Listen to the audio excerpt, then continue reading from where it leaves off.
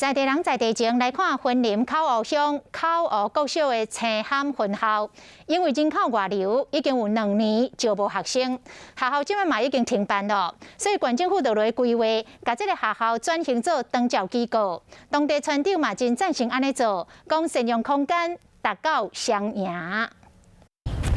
今日口湖国小青涵分校内面，会使看到草啊拢发真悬啊，可见有一段时间无用啊。因为人口外流有2年无招到学生，县政府有新的规划，来转型做咱区域型的长期照顾多功能中心，来提供中心食堂、社区照顾关怀据点。青涵分校有2公顷大，在地人希望讲县政府会使好好啊利用。就是要希望讲。